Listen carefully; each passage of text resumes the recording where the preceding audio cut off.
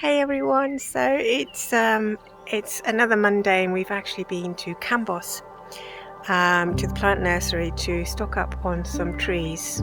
We've got plenty of trees, but we haven't got enough fruit trees, to be honest. So we've only found 3 citrus trees here, and so we went to the nursery to get some more citrus plants and some other bits and bobs, and we went a little bit crazy. I think we brought back 15 trees, and which I'll just show you actually, and follow me down the steps and then you can see what's going on.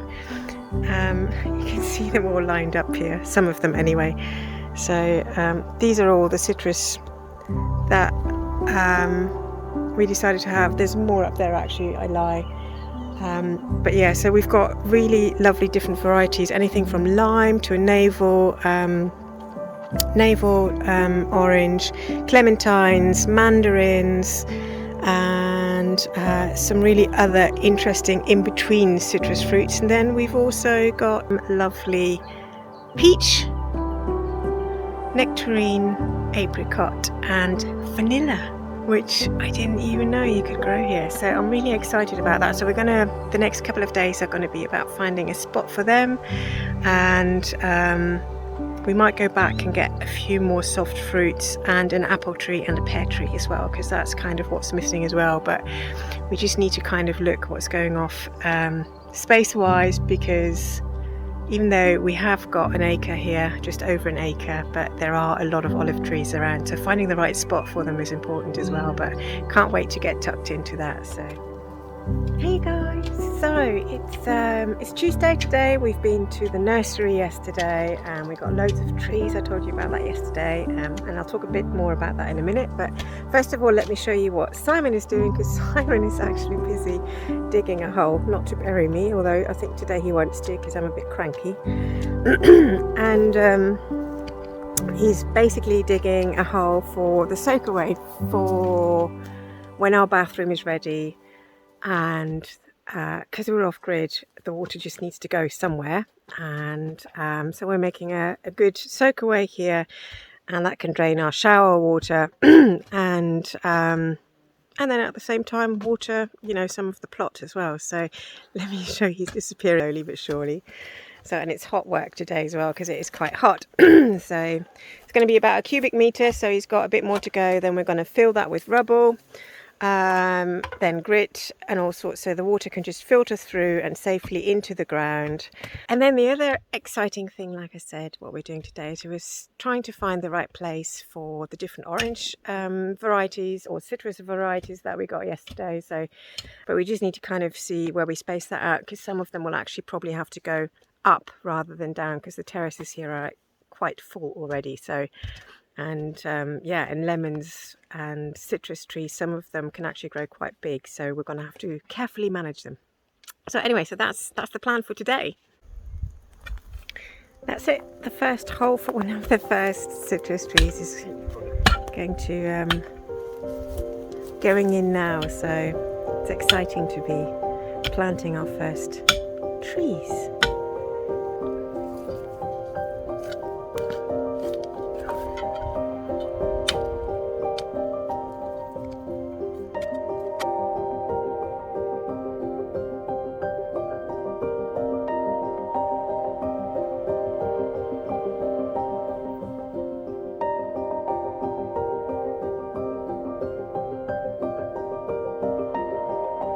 So that's the first 2 trees in, and that's what I mean. Look at this.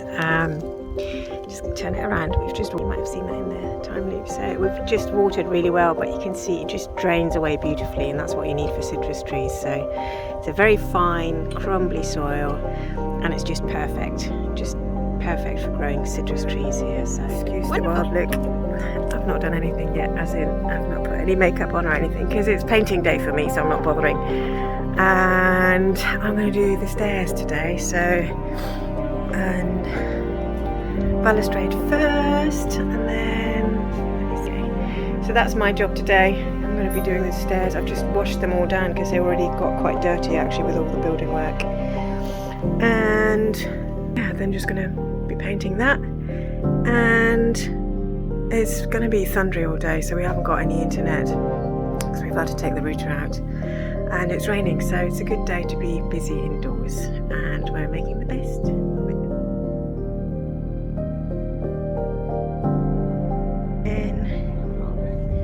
What are you doing? I'm doing the IKEA stuff now.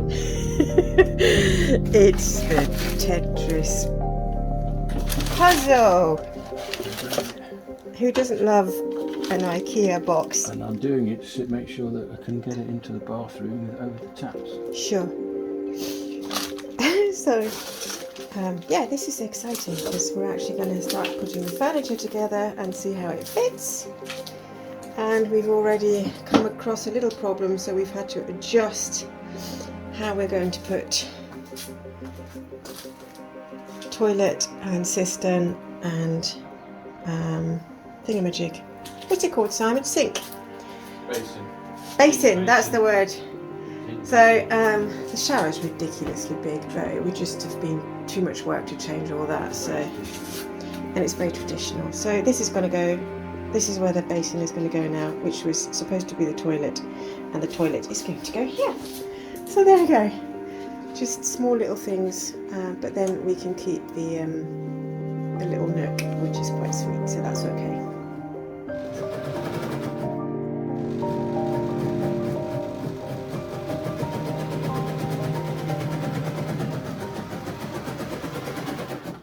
So, and that's the other really lovely thing now. We're kind of nearly there with the kitchen. So Simon's worked really hard. And I just want to show you what's been happening and how it's looking. And he's just gone to Stupor actually to get the last bits and bobs. So this is big cupboard. Sorry, I can't get the angle right on this because it's just too big. But that's just the storage cupboard, which should have gone up here, but we just haven't got enough space. So, but the kitchen is in. So we've got a gas hob, which we had coming over from Germany.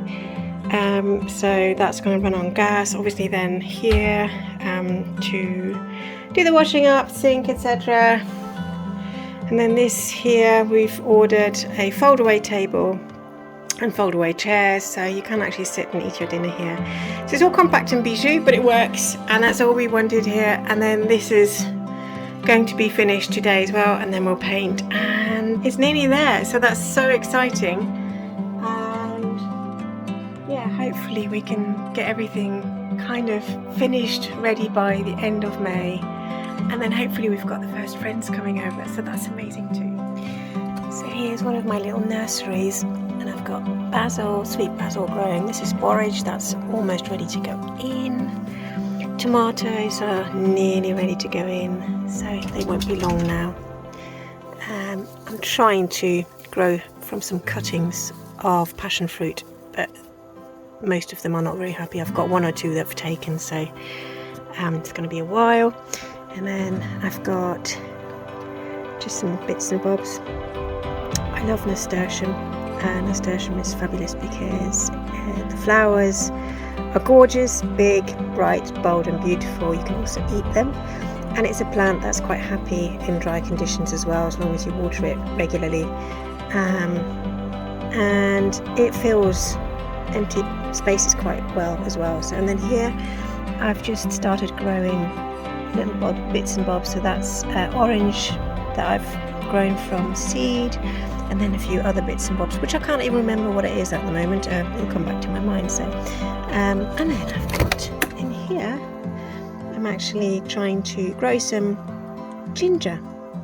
I'm trying to get it to sprout so I can plant that. So I'm just checking up on my plants this morning because it's been super hot the last couple of days. And I've actually had to start putting some shade up for them. We're going to have to go and get some shading netting. There's a special netting that you can get, which is just put over the whole plant area just to keep the harshness of the sun out.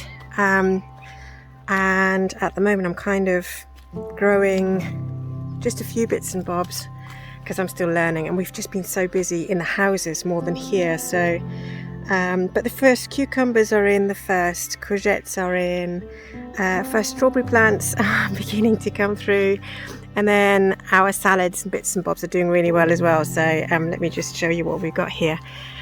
Considering I only put them in, I think about 4 or 5 weeks ago, it's coming along really nicely. So here we've got just a bed of beet and salads, so they're coming on really nicely. And then also there's a few peppers in there, and then this one I really need to get into to weed, but they're doing really well. Considering they're not in a raised bed, I just kind of dug this, and there's some rockets here, some Lolo Rosso, and then I've got some lemongrass in the back, which is coming through now, you can see. And yeah, some more beet, because I love beets. We both love beets. This is one of my strawberry plants, and again, I didn't go mad. I just got 2 for the moment, just to start, and then hopefully once they start spreading, I can take more cuttings and grow from those. But yeah, a couple of weeks and we should have the first strawberries. So there's a few flowers here, and the other one is trying hard, but that's still got a bit more growing to do. So that's got a few new leaves coming through. But they're doing really well. I'm really happy with it. And then the other thing that I just wanted to show you is how much the plot has changed as such. So the garden, because we're really going into summer now here. It's been ridiculously hot, unseasonably hot the past couple of days here. So we've had 30 to 32 degrees up here. And you can really feel the shift in the land and the plants. And whereas this was a blanket of flowers, you can now really see how a lot is starting to dry out, because we haven't had any significant rain for a long time actually. And it's the last kind of wildflowers that are coming before everything will go brown and horrible basically. It's not horrible, but I love the wildflower carpet so much. But let me just show you. So there, so you can see these have kind of taken, oh bless, look at that. These have just kind of taken over now. So whereas we had loads of the kind of lacy flowers of the heartwort and then the honeyworts, we now have this carpet of drying out camomiles, and then these beautiful pink flowers. Lots of the grass is coming into season now, into kind of seed. Look at this. I mean, just look at that. How gorgeous is that? There. And a lot of people strim, but I really don't want to do that this year, because I want to really see what's here, and I want to really make sure that everything has a chance to just seed itself again, so it's ready for the next year. And then we know what's happening here, and we can kind of manage the wilderness. It's really lovely to see all the different wildflowers still popping up as well, even though it's getting a lot less because we're moving into summer now. So it's not as exuberant and abundant anymore, but there are some really interesting ones coming up now. One of them, which I was delighted to find on our plot as well, is wild garlic. Very, very similar to what we have in the UK, but a much smaller flower, smaller plant, a lot less foliage as well, because basically anything in the Mediterranean that has got too much leaf is probably just going to dry out really quickly. So you can really see how the plants have adapted here, but you can see the kind of real family traits of the wild garlic. So ramsons, that's what I'm talking about, not the trigonal. So let me just show you and turn it all around. So this is the wild garlic. As you can see, very similar kind of cluster of white delicate flowers at the top, but as you can see, there's hardly any leaf with it. So this is all that it has as leaf, but when you pick them, it is such an incredibly potent smell.